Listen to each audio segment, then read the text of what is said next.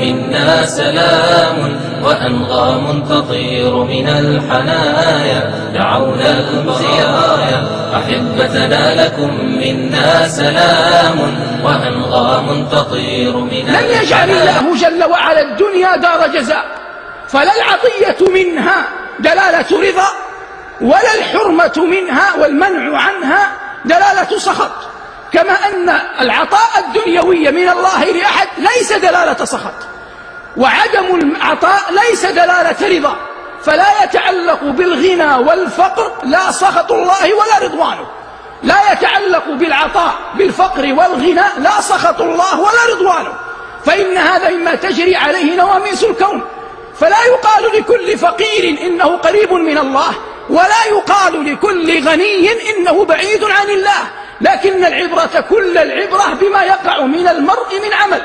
والله يقول: ولولا أن يكون الناس أمة واحدة لجعلنا لمن يكفر بالرحمن لبيوتهم سقفا من فضة ومعارج عليها يظهرون ولبيوتهم أبوابا وسررا عليها يتكئون وزخرفا وإن كل ذلك لما متاع الحياة الدنيا.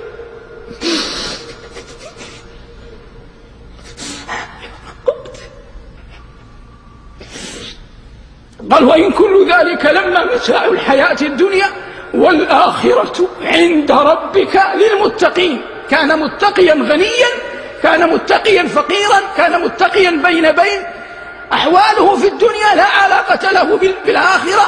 العبرة في الآخرة بأن يكون المرء تقيا في الدنيا. قال الله: ثم ننجي الذين اتقوا ونذر الظالمين فيها جثيا. قال الله بعدها: الذي له ملك السماوات والأرض والله على كل شيء شهيد. ثم قال: إن الذين فتنوا المؤمنين والمؤمنات ثم لم يتوبوا فلهم عذاب جهنم ولهم عذاب الحريق. قال الحسن البصري رحمه الله: انظروا إلى كرم الله ورحمته وفضله، يحرقون أولياءه ويعذبون عباده ويصدون عن دينه، وهو جل وعلا لرحمته وحلمه وكرمه يدعوهم إلى التوبة، ويقول وهو أصدق القائلين: إن الذين فتنوا المؤمنين والمؤمنات ثم لم يتوبوا فلهم عذاب جهنم ولهم عذاب الحريق. فاعترض قول الله جل وعلا ثم لم يتوبوا ليبين لكل أحد أن باب التوبة مفتوح، وكلنا ذو ذنوب، صغرنا أم كبرنا، علمنا أم جهلنا، كل أحد منا متلبس بالمعاصي، ولكن الله جل وعلا رحيم يتوب على من تاب. فإذا أذن الله بقبول التوبة ممن حرق أولياءه وصد عن سبيله فلا ريب أن غيره أولى وأحرى أن تقبل توبته. والله يقول: وإني لغفار لمن تاب وآمن وعمل صالحا ثم اهتدى. أن أعظم عطية وأجل منحة إلهية هي لذة النظر إلى وجه الله، ومهرها الأعظم الخوف من الله. الله يقول: وأما من خاف مقام ربه ونهى النفس عن الهوى فإن الجنة هي المأوى. وقال: ولمن خاف مقام ربه جنتان. وقال: وأنذر به الذين يخافون أن يحشروا إلى ربهم ليس لهم من دونه ولي ولا شفيع. وقال في أسباب التوفيق: قال رجلان من الذين يخافون أنعم الله عليهما. وقال يثني على عبد صالح: لئن بسطت إلي يدك لتقتلني ما أنا بباسط يدي إليك لأقتلك إني أخاف الله رب العالمين. وأعظم من ينبغي عليه أن يخاف من الله من يتصدر للحديث عن الدين، لأن الحديث في الدين إخبار عن رب العالمين جل جلاله. قال ابن عبد البر رحمه الله في كتابه القيم جامع بيان العلم وفضله: إن مالكا وعبد العزيز أحدا اثنان من علماء المدينة كانا يترددان إلى ابن هرمز رحمه الله، ويتردد معهم رجل يقال له محمد بن إبراهيم بن دينار، ومحمد هذا معه صحبة. فكان ابن هرمز إذا سأله مالك وعبد العزيز يجيبهما، وإذا سأله محمد بن إبراهيم بن دينار ومن معه لا يجيبه. فوقع هذا في نفس محمد فقال: يا ابن هرمز، إن في نفسي عليك شيئا. قال: وما هو؟ قال: يسألك مالك وعبد العزيز فتجيبهما، ونسألك فلا تجيبنا.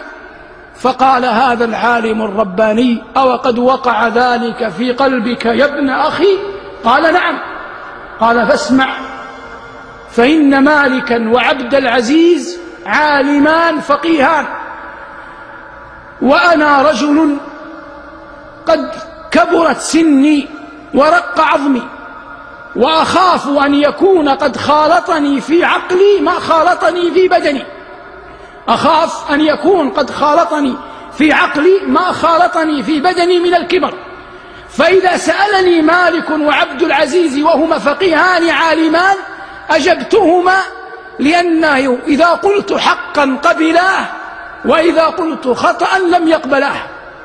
وأما أنت وصاحبك فلستم بعلماء، فإذا سألتموني وأجبتكم قبلتم قولي على كل حال، فانظر خوفه أن يحمل عنه ما ليس بحق. قال بعض العلماء كابن الحارث معلقا على القصة: قال: والله هذا هو الدين الكامل والعقل الراجح، ليس كمن يهذي بالهذيان ثم يطالب الناس أن يعظموا قوله في القلوب كما يعظم القرآن. فالعاقل الذي يبلغ عن الله يقع ما يجب أن يقع بين عينيه الخوف من ربه إذا تكلم بالشرع. ولئن كان كل أحد مطالبا بأن يخشى الله، فإن المتصدرين للعلم والوعظ والخطابة وغيرها من الدروس هم أولى الناس بأن يخاطبوا بهذا. قال الله: إنما يخشى الله من عباده العلماء. فالكلام عن الله وعن رسوله صلى الله عليه وسلم ليس بالأمر الهين.